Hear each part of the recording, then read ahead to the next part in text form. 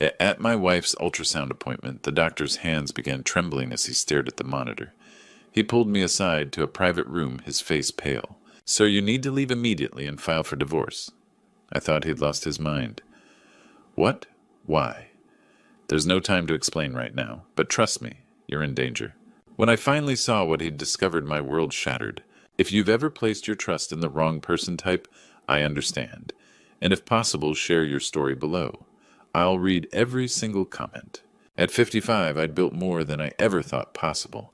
A real estate portfolio worth $18.5 million, a company that bore my name. A reputation in Charleston that opened doors before I knocked. But I would have traded every brick and beam to have Diane back. My first wife died 6 years ago. Cancer swift and merciless. For 2 years after I wandered through my own life like a ghost in an empty house. Then I met Linda. She was 40 when we married 5 years ago, young enough to make me feel alive again, old enough to understand grief. She moved into the historic district home Diane and I had restored together, and slowly the house felt less like a mausoleum. Last January, she told me she was pregnant. 7 months later, I sat at the head of my own dining table watching my family eat the meal Linda had prepared. My daughter Olivia, 32, brilliant Diane's ghost, in every gesture sat beside her husband Trevor. He'd been my VP at Bennett Properties for 3 years now, capable, ambitious. The son I'd never had. Linda moved around the table, glowing in that way pregnant women do, her hand resting on the curve of her belly. "More wine, honey?" she asked, refilling my glass before I could answer. The headache that had plagued me for weeks pulsed behind my eyes. I'd been to the doctor twice. "Stress," he said. "Overwork." "Nothing serious. You okay, Dad?" Olivia asked. "You look pale." "I'm fine, sweetheart." I forced a smile. "Just tired." "You've been tired a lot lately," Linda said, concern creasing her forehead. She pulled a small bottle from her pocket, shook out 2 capsules. "Your vitamins. You forgot them this morning." I took them. Swallowed them with water. They tasted faintly bitter, but vitamins often did. "Oh," Linda's face lit up. "I almost forgot Lucas. The ultrasound appointment is next Tuesday at 10. You'll come with me, won't you? I really want you there." "Of course," I said. "I wouldn't miss it." She beamed, squeezing my shoulder as she passed. Trevor smiled across the table. "That's great, Dad," he said. "Big moment finding out if it's a boy or girl." "We'll find out together," Linda said, her eyes on mine. Warm, loving, perfect. The conversation shifted. Olivia talked about a new client at her therapy practice. Trevor mentioned the Mount Pleasant development permits finally approved groundbreaking in June. Linda laughed at something, her hand finding mine across the table. I looked at them, my family gathered around my table, and felt something I hadn't felt since Diane died. Gratitude? Except Trevor's hand lingered on Linda's shoulder when he passed her the bread basket. Just a second too long. Except Linda's phone buzzed 3 times during dinner, and each time she turned it face down without looking. Except when I mentioned a hotel charge on the company card last month. Wentworth Mansion, 847th house. Trevor's face went very still before he said, "Client dinner. The Harpers from Atlanta." I didn't remember us courting the Harpers, but I was tired. The headache was getting worse, and my family was here whole and happy. I took another sip of water, not knowing I was swallowing down poison with it. 3 days later, the headaches were no longer something I could ignore. I woke that morning to find Linda already dressed. Her face creased with concern as she watched me struggle to sit up. Everything ached. My joints felt like they'd been filled with lead, and the nausea hit before my feet even touched the floor. "Lucas, you're seeing Dr. Andrew Mitchell L. today." Not a question. She was already holding my phone. "I'm calling right now." "I'm fine," I said, but even I didn't believe it anymore. The vitamins she'd been giving me weren't helping. If anything, I felt worse. "You're not fine." Her hand on my shoulder felt almost genuine. "Please, for me." Dr. Andrew Mitchell L. had been my physician for 15 years. He listened patiently as I described the symptoms. The persistent headaches, the nausea that came in waves, the exhaustion that made climbing stairs feel like summiting a mountain. "Joint pain?" he asked, pressing on my knees. I winced. "Started a few days ago." He sat back, removing his stethoscope. "Lucas, you're 55. You run an $18 million real estate empire.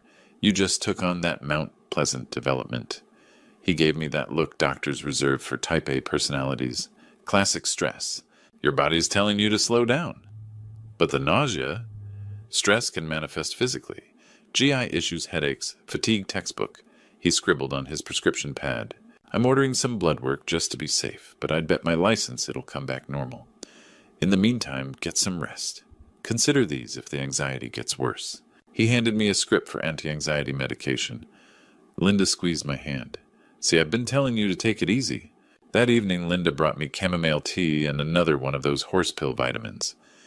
Dr. Andrew Mitchell L. said, rest so rest. I'll handle dinner. She kissed my forehead like I was a child. I swallowed the capsule.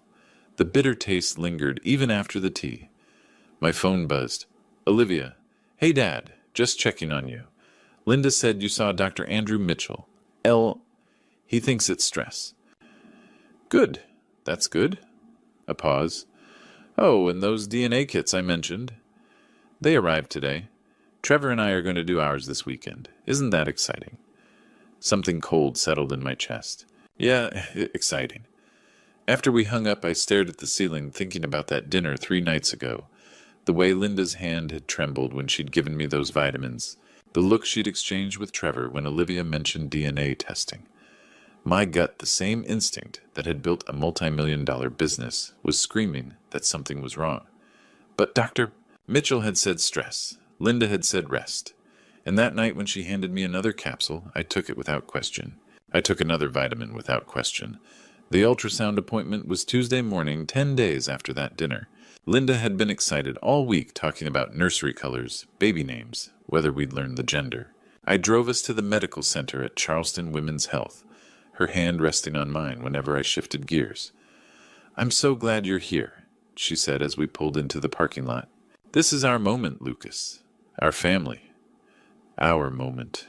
Our family. The ultrasound room was dim clinical, the screen glowing blue as the technician squeezed cold gel onto Linda's rounded belly. I stood beside the bed, holding her hand, watching the grainy image flicker across the monitor. There's the head, the technician said, moving the transducer wand slowly. And the heart-strong rhythm, 140 beats per minute. Everything's developing beautifully for 32 weeks. Linda squeezed my hand, smiled up at me with tears in her eyes. I smiled back, feeling nothing but the dull throb behind my temples that had become constant. Then the technician's hand stilled. Her eyes fixed on a second monitor, one displaying lab results instead of the ultrasound image. Something in her expression changed, just for a second. Excuse me? She said, standing abruptly. Yeah, I need to get Dr. James Rutherford L. Standard protocol, nothing to worry about? She left before either of us could ask why. Linda laughed nervously. That's never a good sign, is it? I'm sure everything's fine, I said, but my chest felt tight. 5 minutes later, Dr. James Rutherford entered 50-something silver-haired, the kind of calm, authoritative presence that had delivered half of Charleston's babies over 30 years. He glanced at the ultrasound screen, then at the lab monitor, then at me, then at Linda. Mrs. Bennett, I have good news. The baby is perfectly healthy, strong heartbeat, proper development, no concerns whatsoever. He paused. But I do need to speak with your husband privately for a moment. Just some administrative matters regarding the prenatal screening panel. Linda frowned. Administrative matters now. It'll just take a minute. Dr. James Rutherford L.O.'s tone was gentle but absolute. He gestured toward the door. I followed him into a small consultation room down the hall. The door clicked shut behind us. Mr. Bennett. Dr. James Rutherford L.'s voice was quiet professional. As part of our standard prenatal care, we run a comprehensive screening panel. One component is paternity confirmation, helps ensure accurate medical history for the child. He turned his computer screen toward me. The results came back this morning. I stared at the lab report. Bold letters across the top, paternity screening results. Biological father match identified in system, Donovan Trevor M., 99. 97% probability reference. Sample Employee Wellness Program. March 2025. The words blurred, refocused, blurred again. That's my son-in-law, I heard myself say. I know. Dr. I. James Rutherford Elwood's voice was steady, but his eyes held something that looked like carefully controlled anger. His DNA from Bennett Properties employee health screening is in our database. The markers are a conclusive match. Mr. Bennett, I'm very sorry. The room felt airless. Does she know you've told me? No. The results were flagged for my review only. I wanted to speak with you first. Don't tell her. The words came fast, instinctive. When we go back in there, you tell us it's a healthy baby boy and everything is perfect. Nothing else. Dr. James Rutherford L. studied my face for a long moment. Mr. Bennett, I have to ask, are you safe at home? If you need resources, domestic support services. I'm fine. I stood legs unsteady. Just give me 1 minute. Then we go back and this conversation never happened. I stood alone in that consultation room, staring at Trevor's name on the screen, while 30 years of building a life, a company, a legacy, collapsed into a single undeniable truth. My wife was carrying my son-in-law's child, and the vitamins she'd been giving me for 3 months, the ones that made me weaker every day, suddenly made perfect, terrible sense. I walked back to the ultrasound room, smiled, kissed Linda's forehead. Everything okay? She asked. Perfect, I said. It's a boy. She cried happy tears. I held her hand while Dr. James Rutherford L. finished the scan, printed photos, offered congratulations. I drove us home, made lunch, admired paint swatches. And when Linda left for her prenatal yoga class that afternoon, I sat in my home office staring at the ultrasound photo of a baby who wasn't mine, and called the one person I'd trusted for 30 years. Robert, I said when my attorney answered, I need the best private investigator you know, and I need him today. 2 days after the ultrasound, I unlocked my home office and closed the door behind me. Linda was out another prenatal appointment, though now every appointment, every yoga class, every errand felt like a lie I'd been too blind to see. I spread everything across my mahogany desk. Bank statements, corporate credit card logs, calendars, phone records, keycard access reports. Everything I could pull without raising suspicion. If Trevor was the father, and the DNA said he was 99.97% certainty, then there had to be a timeline, a window of conception, proof beyond the clinical numbers on Dr. James Rutherford. Screen. I started with Linda's pregnancy announcement. Mid-January, she'd told me she was 10 weeks along. Tears in her eyes, hand on my chest. Voice soft with wonder. We're having a baby. 10 weeks in January meant conception in early November. November.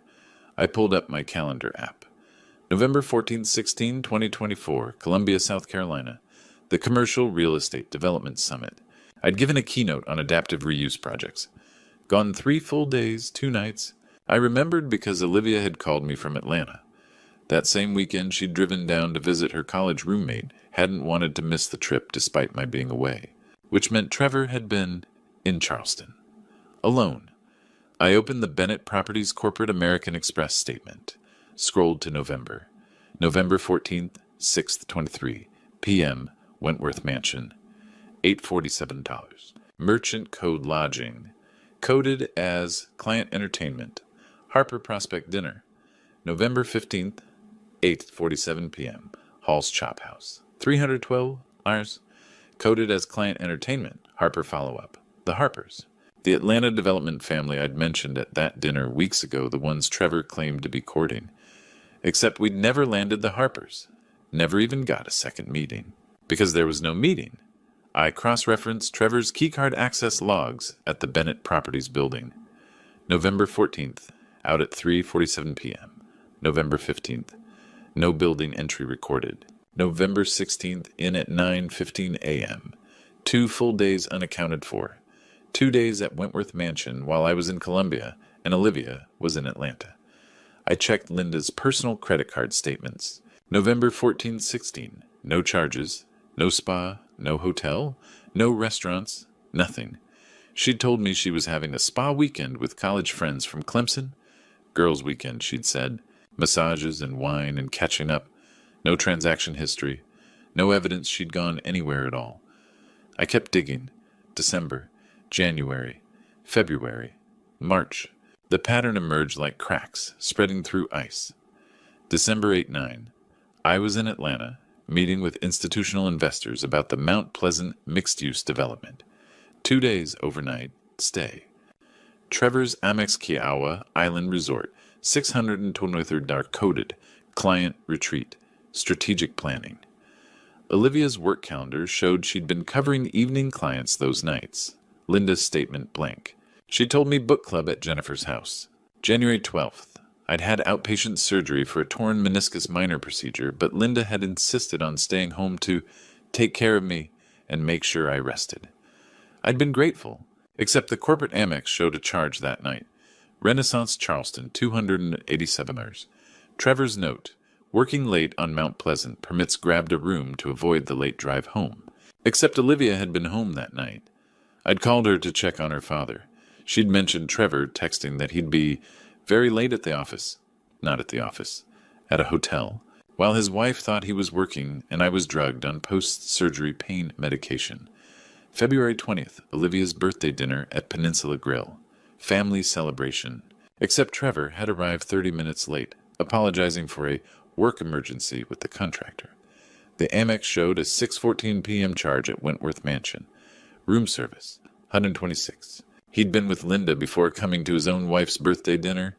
I sat back in my chair, staring at the spreadsheet I'd built. Every gap in my travel schedule. Every night Olivia worked late or traveled. Every evening I was occupied or medicated or simply trusting. They'd been careful, coded the charges as business expenses, timed their meetings around gaps in both our schedules, created alibis, yoga book clubs, late work nights, client dinners. But they hadn't been careful enough. This wasn't a mistake. This wasn't passion overwhelming good judgment. This was calculated, deliberate. A months-long affair timed precisely around my absence and my daughter's availability. And the baby conceived in November, announced in January, had been part of the plan all along. My phone buzzed on the desk. Text from Linda. Appointment done, heading home. Want me to grab dinner, craving that Thai place you love? I stared at the message. The cheerful emoji, the casual affection. I typed back, sure, whatever you want. See you soon. Then I opened a new document and began cataloging everything. Dates, charges, hotels, timelines, cross-references. Every piece of evidence that would prove beyond DNA, beyond doubt exactly what had been happening in my own family while I smiled and handed out vitamins and planned for a future that was always a lie. My wife and my son-in-law had been having an affair for over a year, and now I was going to make sure everyone knew it. Robert answered on the second ring. Lucas, what's wrong? He'd always been able to read me, even over the phone. We'd known each other since law school, 30 years of business deals, golf games, and the kind of friendship that doesn't require pretense. I need to see you. Now. Somewhere private. 20 minutes later, I sat across from him in a back booth at a coffee shop on King Street, the morning crowd providing cover. I slid the printed DNA results across the table without a word. Robert read in silence, his lawyer's face carefully neutral. When he looked up, his eyes held something I'd never seen there before. Rage on my behalf. Jesus Christ, Lucas. There's more. I showed him the timeline, the hotel charges, the insurance policy. Everything I'd compiled yesterday. My voice stayed steady, but my hands shook as I turned the pages. Robert reached across the table and gripped my shoulder. I know someone. Hunter Blake. Ex-Charleston PD, ran major crimes for 10 years before going private. If there's anything else to find, he'll find it. And he's discreet. This won't end up in the society pages. Hunter Blake's office sat above a bookstore on Broad Street, accessible only by a narrow staircase. The man who answered my knock looked exactly like someone who'd spent 20 years dealing with Charleston's ugliest secrets. Late 40s, weathered face eyes that missed nothing. He wore jeans and a button-down no-tie, competent hands that suggested he could still handle himself if needed. Mr. Bennett, Robert called ahead. His handshake was firm. Please sit. His office was spare desk, 2 chairs, filing cabinets, a wall of framed commendations from his police days. No wedding ring, no personal photos. A man who kept his distance from the mess he investigated. Tell me what you need, he said, pulling out a legal pad. I walked him through it. The DNA results. The timeline.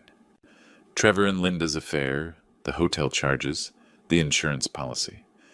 He took notes in efficient shorthand, asking occasional questions that showed he was already thinking 3 steps ahead. Access, he said when I finished. I'll need everything financial record schedules. Phone bills if you can get them without tipping them off. Corporate accounts, personal accounts, credit cards. He paused, studying me with those sharp eyes. And I'll need to ask you something personal. How long have you been feeling sick? The question caught me off guard. What? You're pale. You've rubbed your temple twice since you sat down. Your hands are shaking. His voice was matter of fact, not accusatory. How long? 3 months, maybe longer. Headaches, nausea, fatigue.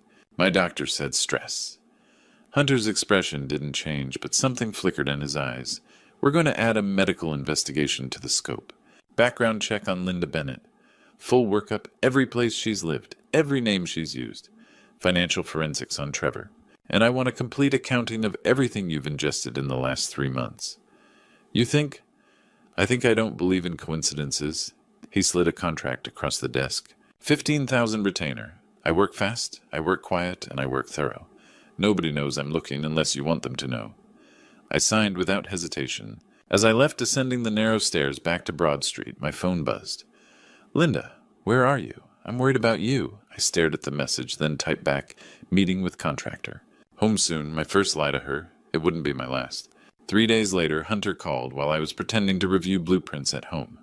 Linda had gone to another doctor's appointment or so, she said. Lucas, you need to come to my office, and you should sit down when you get here.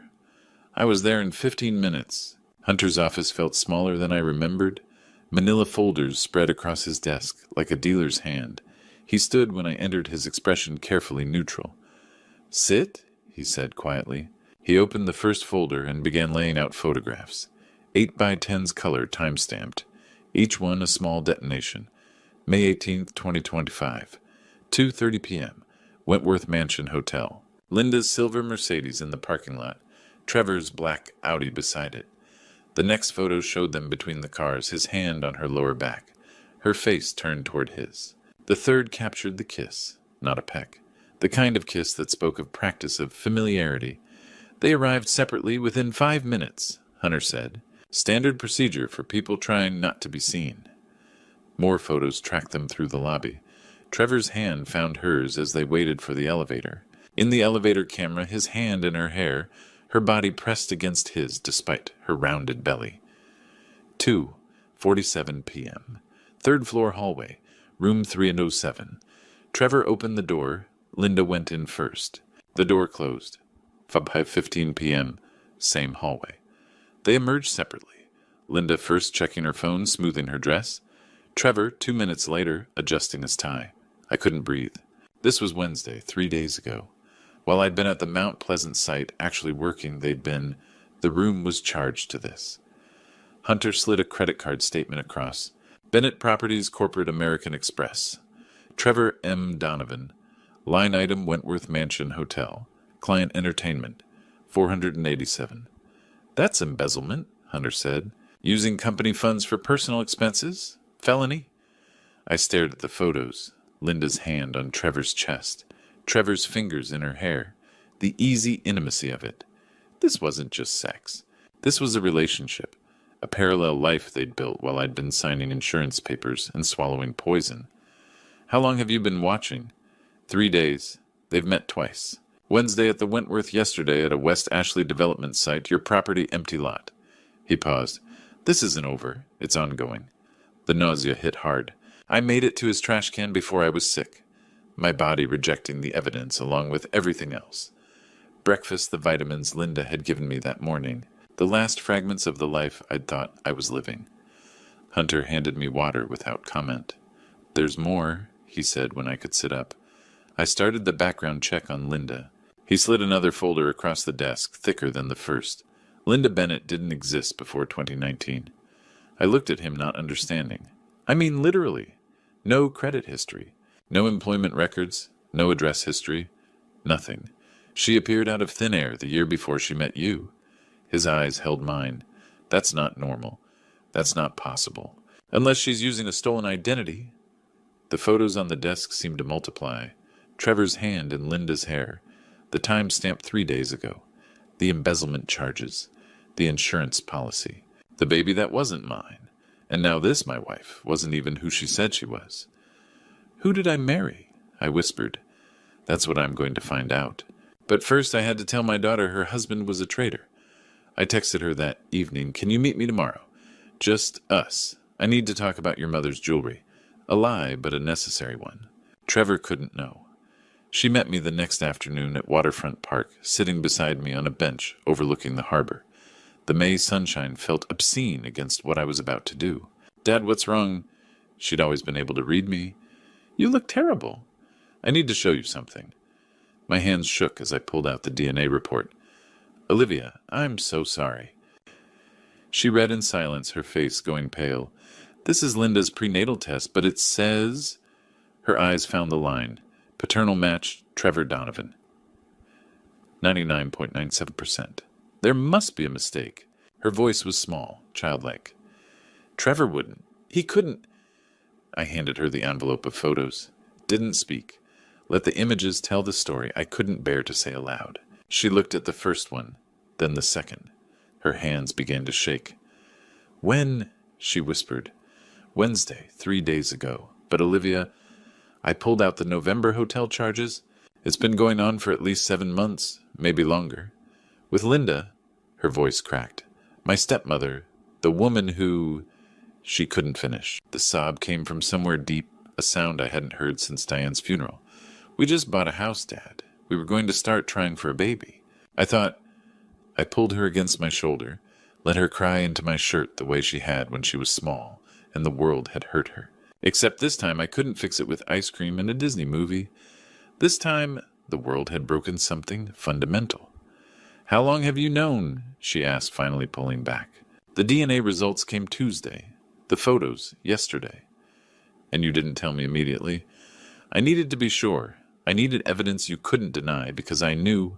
My voice broke. I knew this would destroy you. She was quiet for a long moment, staring out at the harbor. When she looked back at me, something had changed in her eyes. The softness had hardened into something sharp. What do we do? Those 4 words. Not what should I do or I can't believe this. What do we do? My daughter, my brilliant, strong daughter, asking how we fight back. We gather everything. Hunter's still investigating Linda's using a stolen identity. Trevor's embezzling company funds. There's more here than just an affair, but we need them to think we don't know. Can you do that? Pretend everything's normal? She laughed bitter and bright. Smile at the man who's been sleeping with my stepmother while planning a family with me. She wiped her eyes, straightened her shoulders. Yes, I can do that. And Dad. When we're ready, when we have everything, we'll destroy them. We're going to destroy them. She echoed, and the cold certainty in her voice was both terrifying and magnificent. That night at dinner, Linda's insistence on family meals 3 times a week, I watched Olivia smile at Trevor across the table, watched her ask about his day, laugh at his jokes, touch his hand like nothing had changed. Trevor smiled back, oblivious. I'd never been prouder of my daughter. Hunter called the next morning. You need to see this, he said. Linda Bennett is a ghost. I was at his office within 20 minutes. He had documents spread across his desk, like evidence at a crime scene. At the center was a death certificate official seal from the Texas Department of State Health Services. Linda Marie Bennett. Born March 14th, 1984. Died June 8, 2014. Cause motor vehicle accident. Place Austin, Texas. Your wife, Hunter said quietly, stole the identity of a dead woman. I stared at the certificate. The real Linda Bennett had been 30 years old when she died, 12 years ago. The woman living in my house, sleeping in my bed, carrying what she claimed was my child. She'd been using this woman's name, her social security number, her entire identity for at least 5 years. How my voice didn't sound like my own. Hunter pulled out more documents, a birth certificate, old school records from Austin, college transcripts from UT Austin, then nothing. A complete stop at June 2014. The real Linda Bennett was an only child. Parents died when she was in college, drunk driver. No close relatives. She worked as a graphic designer, kept to herself. Perfect target for identity theft, someone with a solid paper trail, but no one left to notice she was gone. He slid another document across. Your wife, whoever she is, started using this identity in 2019. That's when Linda Bennett suddenly reappeared after 5 years of being dead. New address in Savannah. New bank account. New driver's license with her photo. I looked at the driver's license photo. The face was Linda's. The name was a lie. The marriage license you signed in 2020. Hunter tapped another paper. Filed with the stolen social security number. Technically, your marriage might not even be legal. If she's still married under her real identity, or if she never properly established this false one, it's fraud. At minimum, possibly bigamy. Who is she? I asked. Her real name. That's what I'm working on. I found some digital footprints, online accounts, that seem to link back before 2019. A Michelle Torres shows up in some databases. Similar age, similar appearance. But that could be another stolen identity. This level of sophistication. He met my eyes. Lucas, she's done this before. This isn't amateur hour. This is someone who knows how to disappear and reappear as someone else. That takes practice. The room felt too small. I'd married a stranger. Worse than a stranger, someone who professionally deceived people, who stole identities. Like most people, changed clothes. Someone who'd targeted me deliberately. When we met, I said slowly, at that charity auction in 2019. She told me she was new to Charleston, just moved from Atlanta for a fresh start after a bad breakup. Probably all lies, Hunter said. Every story she's told you, every detail about her past, assume it's fiction. We don't know who this woman is, where she's really from, or what her real history looks like. What about criminal records? Can't check without knowing her real name. But if I had to bet, she has a history. You don't learn to forge documents and steal identities this cleanly without prior experience. And Charleston's not cheap.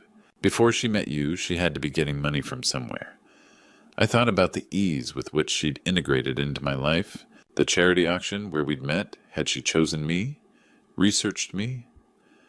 Known about my money, my recent widowhood, my vulnerability. I'm requesting records from surrounding states, Hunter continued. Birth certificates, marriage licenses, death certificates.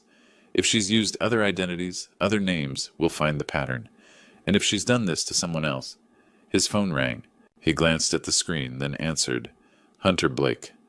He listened, his expression darkening. You're certain, send me everything. He hung up and looked at me with something like pity. Lucas, we found a match. Linda, or whoever she is, was married before. His name was Richard Pemberton. He died in 2013. Hunter paused. And according to his sister, who I just spoke with, he died under very suspicious circumstances. His name was Richard Pemberton. He died in 2013. He was 58, wealthy, and supposedly died of a heart attack. Hunter pulled another file from his cabinet, spreading documents across his desk with the precision of someone laying out a murder board.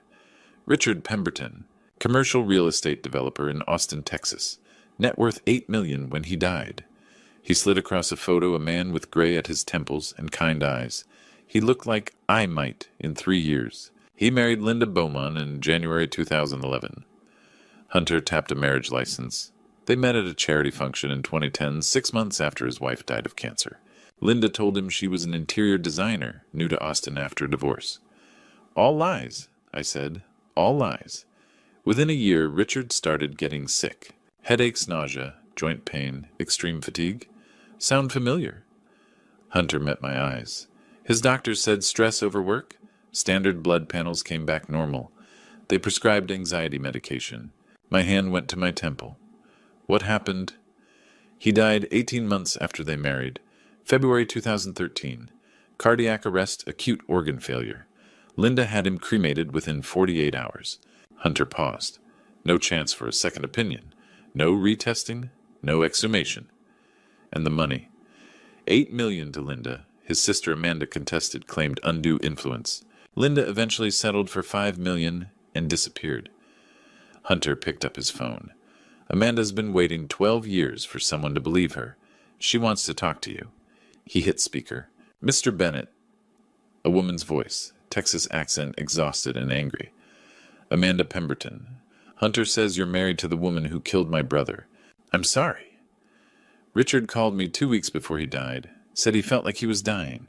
I told him to go to the hospital, but Linda convinced him it was just stress.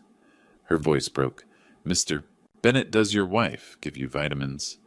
The floor dropped. Yes.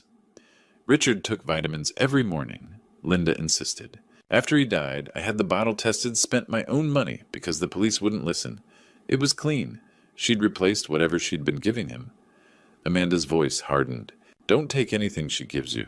Not food, not drinks, nothing. And for God's sake, don't let her cremate you. Hunter ended the call. The office was silent except for my ragged breathing. Lucas, Hunter said quietly, your headaches. When did they start? 3 months ago, maybe longer. When did you update your will? I stared at him. January. Linda asked me to add life insurance. $5 million. She said it was for the baby. Hunter stood. We need a toxicology screen? Today, private lab confidential. His eyes were grave. And Lucas, stop taking anything Linda gives you. Not her vitamins, not her tea, nothing that passes through her hands. I nodded, but my mind was on that photo. Richard Pemberton, 58, trusting dead. I'm not sick, I said. I'm being murdered. I went home each night and pretended everything was normal. Smiled at Linda over dinner. Declined her vitamins with excuses. Stomach spin-off. Trying to eat better first. She frowned but didn't push. She thought she had time. Hunter called at 8 a.m. on the second day. Lucas, get to the lab. Dr. Andrew Mitchell was in his early 50s, gray-haired, with the calm manner of someone who delivered difficult news too many times to sugarcoat it. Hunter stood by the window. Mr. Bennett. Dr. Rutherford didn't waste time. You have colchicine in your system. Significant levels. This is not accidental. What is that? An alkaloid substance from the autumn crocus plant. In small doses, 0.6 milligrams, it treats gout. In larger doses, it's extremely harmful, a particularly insidious one. He turned his screen toward me, showing a symptom timeline. It mimics natural illness. Heart problems, kidney issues, general decline. Most doctors miss it because it presents like a dozen other conditions. That's why it's historically been used in criminal cases. How much has she given me? Based on your blood levels and symptom timeline, I'd estimate 2 to 3 milligrams daily for 12 to 14 weeks. 4 to 5 times the therapeutic dose administered consistently. He met my eyes. You've been on a dangerous trajectory. Another month and we'd be looking at irreversible multi-organ failure. The same cascade that took Richard Pemberton's life. Hunter stepped forward. The presentation is identical. Colchicine harm masquerading as cardiac event. Can you treat it? I asked. Yes. You stopped ingestion in time. We start chelation therapy immediately, aggressive hydration, organ monitoring. Your kidneys are stressed but functional. Liver enzymes elevated but not critical. He leaned forward. Mr. Bennett, you're fortunate to be here. The only reason you are is because whoever's been doing this miscalculated the timing. I thought about that afternoon in the ultrasound room 3 weeks ago. She ran out of time, I said. Lucas, this is attempted harm. Hunter's voice was urgent. Premeditated, documented, ongoing. We have medical evidence pattern from Richard's case, Amanda's testimony. We call Detective Walsh right now. No. Lucas, not yet. I looked at Dr. I. Rutherford. How long before I need treatment? You should start today, but if you're asking how long you can wait a week, maybe 10 days. Beyond that, you're risking permanent damage. 10 days. I turned to Hunter. The Charleston Preservation Society Gala is in 10 days. 200 people, everyone who matters in this city. If we take action now, it's a private takedown. Trevor walks away. Olivia gets dragged through a criminal trial where her husband's affair and her stepmother's actions become tabloid fodder for months. What are you proposing? We do it all at once. Public exposure. The affair photos, the embezzlement, the identity theft, Amanda's testimony about Richard, and medical proof of what's been happening. We put it all out there, one night, one moment, no chance to spin or hide. We expose both of them in front of everyone, and then the authorities take them away. Hunter was quiet. That's not justice. That's theater. That's Charleston, I said, and it's what Linda deserves. She tried to harm me quietly in the dark while smiling over dinner. I'm going to expose her in the light. That night, Linda was in the kitchen humming as she stirred something on the stove. She turned when I entered her face, lighting up. Lucas, how was your day? She touched my shoulder. Are you feeling any better? You've seemed so tired lately. I smiled back, let her kiss my cheek. Much better, actually. I think whatever was wrong is finally passing. Oh, I'm so glad. She squeezed my arm. I've been so worried about you. She'd made her mistake. She'd let me live long enough to fight back. Hunter and I broke into my own home the next day while Linda was at her Prenatal yoga class. Trevor picked her up. Surveillance confirmed it. We had 90 minutes. Let's move, Hunter said, pulling on latex gloves. He handed me a pair. My own house felt foreign. Every room Linda touched now seemed contaminated, dangerous. We headed straight for the primary suite. Her bathroom, her closet, her private spaces. Hunter worked methodically. Bathroom first. Medicine cabinet vanity drawers, the small lock cabinet beneath the sink. He pulled out a leather toolkit, selected a pick, and had the lock open in 30 seconds. Here. His voice was quiet, controlled. Inside an amber prescription bottle labeled Vitamin B Complex Bennett, Properties Wellness Program. The pharmacy label looked legitimate. Hunter pulled out a field test kit. Small vial, reagent strip. He opened the bottle, carefully extracted one capsule, broke it open. Applied the reagent. The strip turned dark blue within seconds. Colchicine, he said. Positive. This is your evidence. He photographed the bottle from every angle, label, contents placement, then returned it exactly where he'd found it. We kept searching. Linda's nightstand, locked. Hunter picked it. Inside a burner phone, encrypted. He connected a device, began copying data. This'll take 5 minutes. While he worked, I searched her closet. Designer clothes, jewelry, everything I'd bought her. Everything she'd used to build her perfect disguise. At the back, beneath a stack of sweaters, a manila folder. I opened it. Life insurance documents. My signature, except I'd never signed them. Policy amount increased from $2 million to $5 million. Beneficiary, Linda Bennett. Date, January 2025. Hunter. He looked up, saw my face cross the room, examined the documents.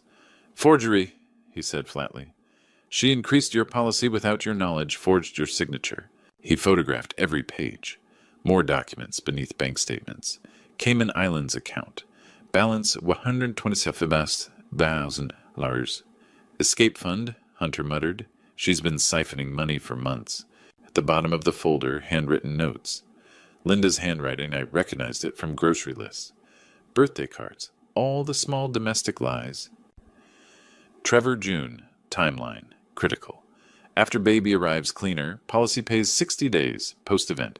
Cayman transfer untraceable. Hunter photographed everything. She was planning to eliminate you after the baby was born, collect the insurance, and disappear with Trevor. My hands were steady as I put everything back exactly as I'd found it. Folder in the same position. Sweaters stacked the same way. No trace we'd been there. We have enough, Hunter said as we left the bedroom. Attempted harm, conspiracy, forgery, fraud. We call Walsh right now. This ends today. No, I pulled off the gloves. 8 days. We stick to the plan. Lucas. She spent months planning this, months smiling at me while dosing me with that substance, months pretending to be pregnant with my child while carrying my son-in-law's baby. I met his eyes. She gets exposed in front of everyone. Then she gets arrested. Hunter exhaled slowly. 8 days. That night, Linda handed me a capsule at dinner. Your vitamin, honey? She said, smiling. You're looking so much better. I think they're really helping. I smiled back, took the capsule, pretended to swallow with a sip of water, palmed it instead. After dinner, I went to the bathroom and flushed it, watched it disappear. For the first time in 3 months, I went to bed, knowing I wouldn't wake up weaker. 8 days. The Charleston Preservation Society annual gala was 8 days away. 200 of the city's elite would be there, including Linda, Trevor, Olivia, and me. We met at Hunter's office, first me, Hunter, Olivia, and Robert Fleming. The evidence covered Hunter's desk, like pieces of a puzzle, finally coming together. Surveillance photos, toxicology reports forged, insurance documents, bank statements from the Cayman account. Amanda Pemberton's testimony about Richard. This is enough, Robert said quietly. He was my oldest friend, my business attorney for 30 years. More than enough. We can go to Detective Walsh today. No. I met his eyes. They tried to destroy me quietly in the dark, while smiling at me over dinner. I'm going to expose them in the light in front of everyone they tried to fool. Olivia touched my hand. Dad's right. Charleston society will finish what we start. They'll be pariahs, unemployable, toxic. Hunter leaned back. Walk me through it. The gala. I pulled out the event schedule. 7:30 cocktail hour, 8:15 dinner, 9 p.m. I'm scheduled to give remarks thanking sponsors. Recognizing donors. Standard foundation speech. That's when we do it, Hunter said. That's when we do it. I nodded. I give my speech. Then I make an unexpected announcement. Hunter, you'll control the AV system. The ballroom has 3 large screens for presentations. When I give the signal, you put the evidence up. Every photo, every document, every piece of the puzzle. And then, Robert asked, and then Detective Walsh and his team, who will be waiting outside, come in with arrest warrants. Attempted harm conspiracy, embezzlement, identity theft, forgery fraud. I looked at each of them. It happens all at once. No time to spin, no time to hide. 200 witnesses. Olivia's voice was steady. I want to be there. I want them to see my face when they realize we know everything. Sweetheart? No, Dad. Her eyes hardened.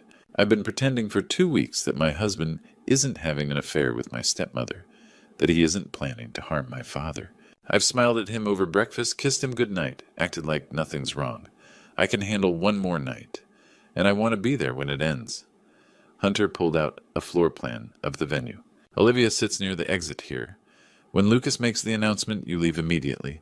Security will escort you out a side door. You don't wait for the confrontation.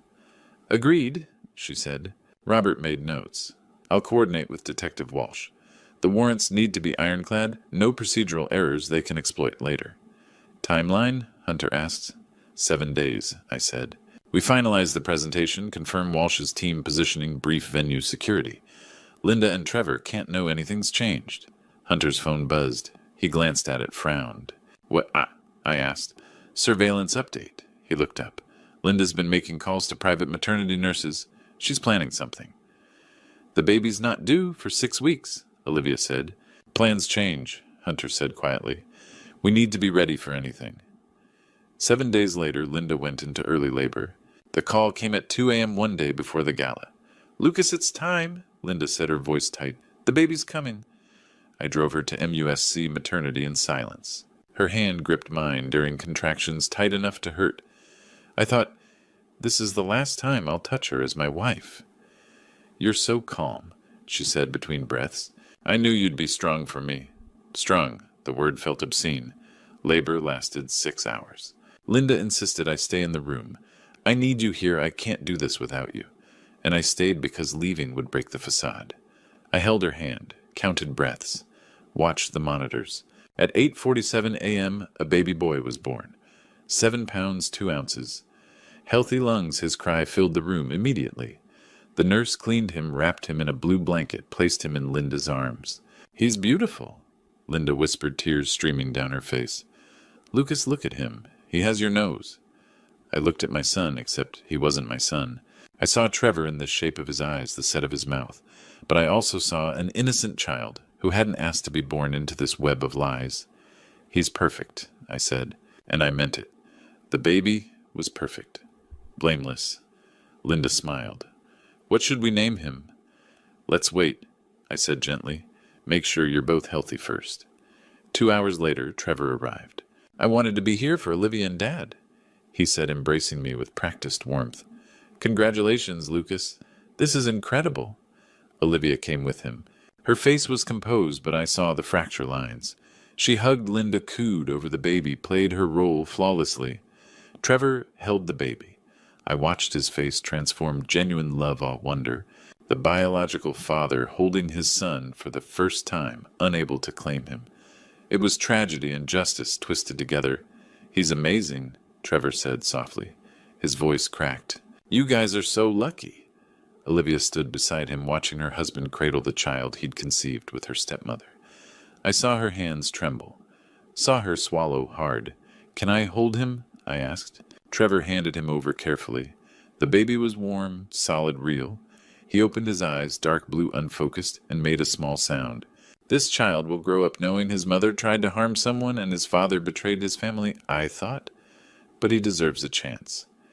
He's going to have a good life, I said quietly. No matter what. Linda smiled at me from the bed. You're going to be an amazing father, Lucas. Again. I left the hospital at noon. The gala was 7 hours away. Linda would be discharged tomorrow one day, too late to attend. Trevor would go alone representing the family, while Linda recovered. Perfect. I called Hunter from my car. Change of plans, I said. We do this without her.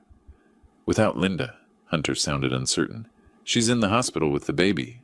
We expose Trevor tonight, the affair, the embezzlement, everything. Detective Walsh arrests him at the gala. Then Walsh goes to the hospital tomorrow and arrests Linda for attempted harm conspiracy, forgery fraud. Two separate takedowns, I confirmed. Trevor gets exposed in front of Charleston society. Linda gets arrested in a hospital bed. They both go down, just not together. Hunter was quiet for a moment. Olivia, she'll be there tonight. She deserves to see Trevor's face when the truth comes out. Understood. I'll adjust the presentation focus on Trevor's crimes. Linda's involvement comes later. 7 hours, I said. 7 hours, Hunter agreed. I sat in my car watching the hospital entrance. Inside, Linda held a baby she'd conceived as part of a plan to harm me and steal my money. Trevor stood beside her playing the devoted son-in-law while being the biological father. And tonight, I would destroy him in front of everyone who mattered. Tomorrow, I destroy her. We do this without her.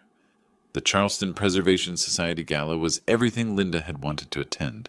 She'd chosen her dress 3 months ago, emerald green empire waist, to accommodate her pregnancy. It still hung in our closet, unworn. I arrived at Hibernian Hall at 7:30. The historic building glowed with warm light, its grand ballroom transformed into an elegant showcase of Charleston society. Crystal chandeliers, silk table linens, centerpieces of magnolia and jasmine. 200 guests in evening wear champagne flutes catching the light. Mrs. Constance Sheffield Doyen of the historic Charleston Foundation greeted me immediately. Lucas, we heard about the baby. Congratulations. Where's Linda? We're dying to hear all about him. I smiled. She and the baby are doing well, resting at MUSC. Doctor's orders she wanted to be here, but they insisted on monitoring them both overnight. Of course. Give her our love. I moved through the crowd, shook hands, accepted congratulations, played the proud new father, the generous philanthropist, the pillar of Charleston society.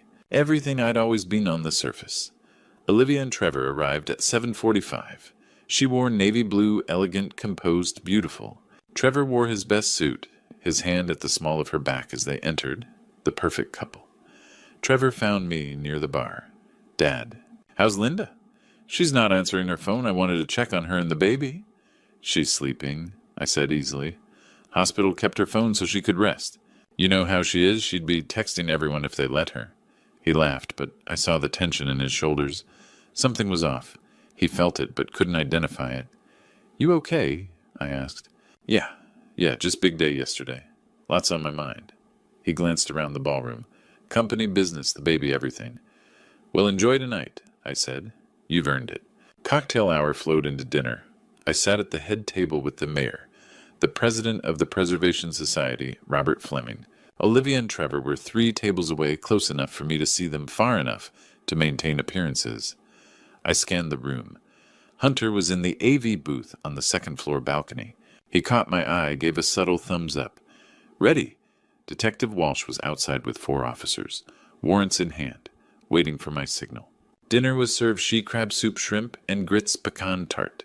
Charleston's finest. I barely tasted any of it. Olivia sat across from Trevor, laughing at something Mrs. Patterson said. She caught my eye. A flicker of connection, silent communication across the ballroom. We can do this. At 9 p.m., the society president stood, tapped her glass. Thank you all for being here tonight.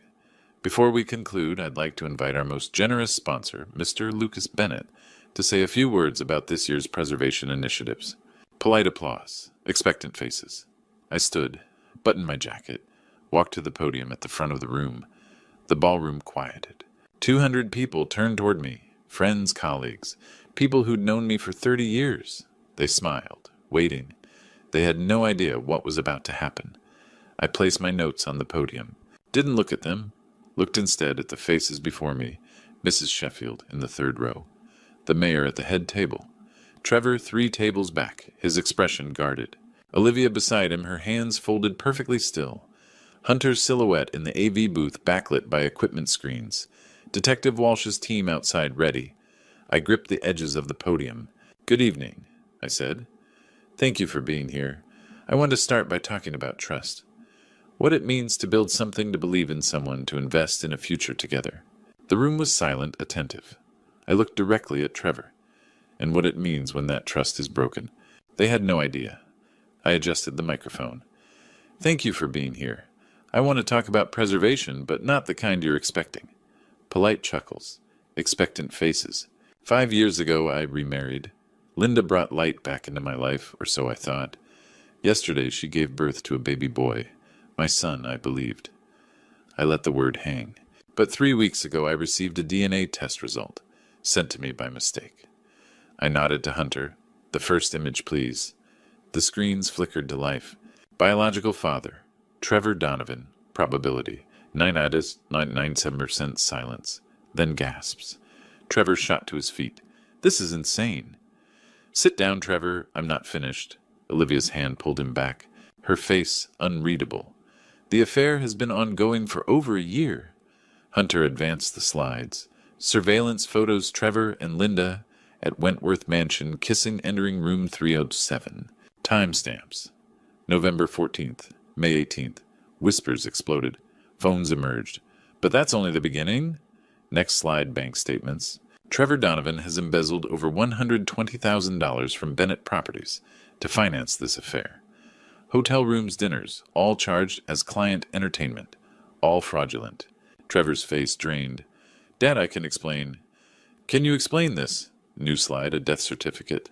Linda Marie Bennett died August 3rd, 2014. The room went deathly quiet. My wife stole the identity of a woman who passed away 11 years ago. Her real name is unknown. She was previously married to Richard Pemberton, a real estate developer in Austin. Next slide, Richard's obituary. Richard Pemberton passed away suddenly in 2013. Cardiac arrest, multi-organ failure. Cremated within 48 hours at his wife's insistence. No autopsy. I paused. His symptoms? Headaches, nausea, fatigue. The same symptoms I've been experiencing for 3 months. Next slide, toxicology report. Substance detected colchicine level 4, 2 ml toxic range. For 3 months my wife has been giving me capsules she called vitamins. They were colchicine, a substance that in the doses I was receiving is harmful, eventually fatal. Mrs. Sheffield sobbed. Phones were up recording. Linda planned to end my life, collect $5 million in life insurance she forged my signature to increase and disappear. With Trevor and the money. The same pattern she used with Richard Pemberton. Final slide, arrest warrants. Linda Bennett, a.k.a. Michelle Torres. Trevor Donovan. Detective Walsh, they're yours. The doors opened. Walsh entered with 4 officers. Trevor tried to run. Officers were on him immediately. Trevor Donovan, you're under arrest for embezzlement, conspiracy, and fraud. Trevor's hands were cuffed. The room erupted, voices, flashes, chaos. USC Maternity Ward, room 312, 9:07 p.m. Linda sat propped up in bed, the baby sleeping in the bassinet beside her. She'd changed into her own silk pajamas. The hospital gown was too ugly. She scrolled through her phone, looking at text messages from friends asking about the baby. Next year, she thought, with Lucas's $5 million, I'll be at every event I want. The door opened. She looked up, expecting a nurse. Instead, 2 uniformed officers entered. Detective Walsh behind them, his expression neutral. Linda's smile froze. What's going on? Is something wrong with my husband? Linda Bennett, or whatever your real name is, you're under arrest. Walsh's voice was flat professional. What? She sat up straighter. Arrest for what? Attempted harm, conspiracy, identity theft, fraud, and forgery. Walsh nodded to the officers. Read her rights. This is insane, Linda's voice rose. I just had a baby. You can't. Your husband just exposed everything in front of 200 people at Hibernian Hall, Walsh said. The affair with Trevor Donovan, the embezzlement, the fact that you're not Linda Bennett, she died in 2014, Richard Pemberton, the colchicine poisoning. He held up his phone, showing a video of Lucas at the podium. It's over. Linda's face went white, then red. Her hands clenched the sheets. Trevor, already in custody. Arrested 7 minutes ago. For a moment she said nothing. Then her expression shifted, shock dissolving into cold, calculated fury. I want a lawyer.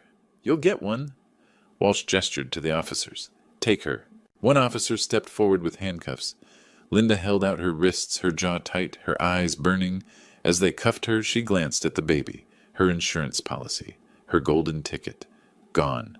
"What about my son?" she asked. "Hospital Social Services has custody until family court determines placement," Walsh said. "He'll be safe." They let her out. She didn't look back. Hibernian Hall, 9:15 p.m. Olivia stood. Someone handed her a microphone. "Trevor." Her voice was clear, steady, devastating. "I loved you. I trusted you. I wanted a family with you. You destroyed that." She paused. "I'm filing for separation tomorrow, and I thank God we never had children together." The room burst into applause.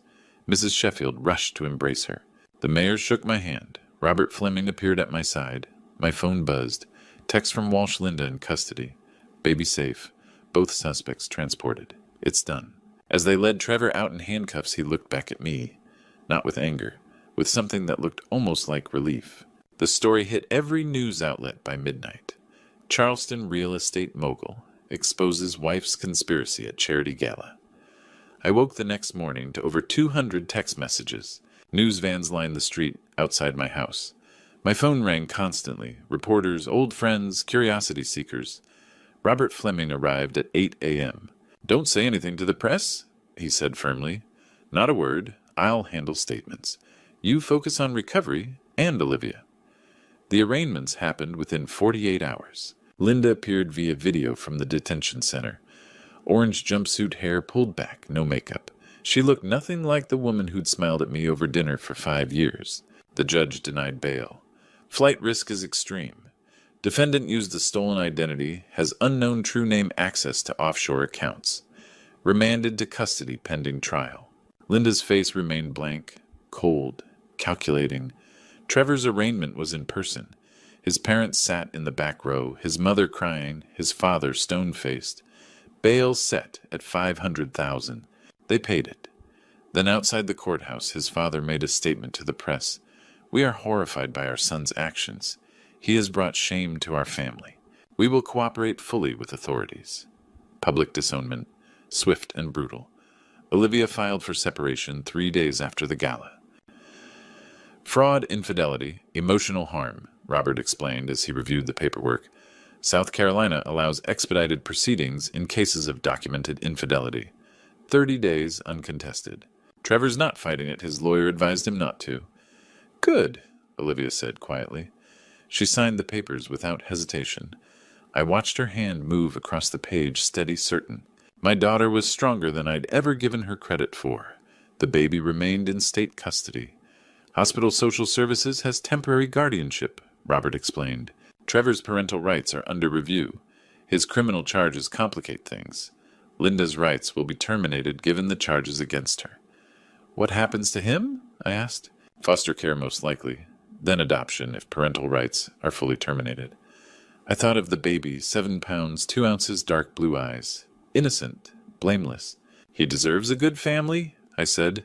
"Someone who'll love him despite where he came from." Olivia touched my hand. "We'll make sure he's taken care of, Dad. Somehow." 2 weeks after the gala, we met with Robert and Detective Walsh for a strategy session.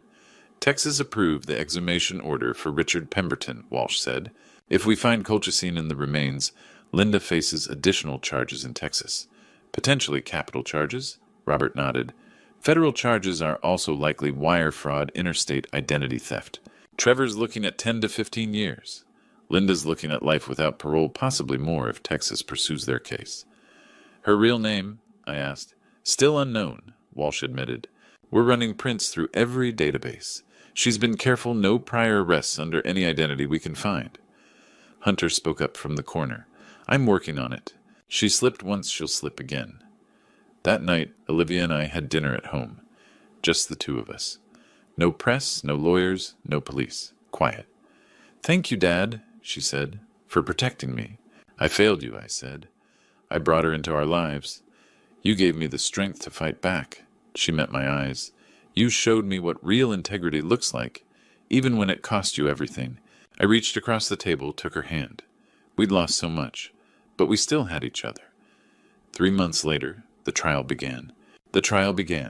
The The courtroom was packed. South Carolina versus Linda Bennett or Michelle Torres, as we finally learned her real name, had drawn national attention. Hunter's investigation had broken through Michelle Torres, born in Shreveport, Louisiana. Prior arrests for fraud in 3 states under different names. A ghost who'd left devastation in her wake. The evidence was overwhelming. DNA results, surveillance photos, toxicology reports, bank statements, forged insurance documents, Amanda Pemberton's testimony. And the final piece, Richard Pemberton's exhumation, confirmed colchicine in the bone marrow. Texas filed separate charges. The jury deliberated for 4 hours. We find the defendant, Michelle Torres, guilty on all counts. Life without parole in South Carolina, another life sentence in Texas for Richard's case. Michelle's face remained cold as they led her away. No tears, no remorse, just ice. Trevor's trial was shorter. He accepted a plea deal, 12 years eligible for parole after 8. Embezzlement, conspiracy, fraud. At sentencing, he looked at Olivia. "I'm sorry, Olivia, for everything." She didn't respond, just stood, held her head high, and walked out. 6 months after the trials, life began to resemble normal again. My health had fully recovered. Dr. Rutherford pronounced me clear. No residual organ damage, just routine monitoring. Bennett Properties was stronger than ever. Trevor's embezzlement had been repaid through asset seizure. I established a foundation in Diane's name, the Diane Bennett Fund for Domestic Violence Prevention and Elder Protection. Our first grant went to a program training doctors to recognize coercive control and slow-acting harm. Olivia returned to her work as a therapist, specializing now in betrayal trauma. She told me once, "Helping others heal helps me heal." The baby, now almost 6 months old, had been adopted by Amanda Pemberton. "Richard would have wanted this," she told me, when the adoption finalized. "This child gets a fresh start, a family that will love him for who he is, not what he represents." It felt like justice. Imperfect, but real. On a cool November afternoon, I visited Diane's grave. The magnolia tree we'd planted had grown tall, its branches spreading wide. I sat on the bench beneath it. "I'm okay now, Diane," I said quietly. "I think you'd be proud of how Olivia and I fought back, how we protected each other." I paused. "I miss you every day, but I'm finally ready to live again." The wind rustled through the leaves. Peaceful. Sunday brunch with Olivia had become our new tradition. Her place this time a small townhouse in the French Quarter she'd bought after the divorce finalized. "I'm thinking about dating again," she said, pouring coffee. "Me too, actually." I smiled. "I met someone at the museum fundraiser last week. Jennifer, curator of American history. We're having coffee Tuesday." "Dad," Olivia's eyes lit up. "That's wonderful." "One coffee?" I said. "We'll see." She reached across the table, squeezed my hand. "We're going to be okay." "Yeah," I said. "We are." Sunlight streamed through the windows. We talked about her clients, my projects, the Foundation's upcoming gala. Normal things, good things. The scars would always be there, but scars meant we'd survived. And survival, I'd learned, was the first step to living again. I'm sharing this on Grandpa Stories because I don't want you to make my mistakes. Don't be like me. Don't trust without verifying backgrounds. Don't ignore persistent health symptoms your doctors dismiss. Don't let loneliness blind you to red flags. Every Grandpa Stories episode teaches hard-earned wisdom. This one taught me God gave us instincts for protection. Listen to them. When God places people in your life who truly love you, like my daughter Olivia, hold on to them fiercely. I should have died from that colchicine.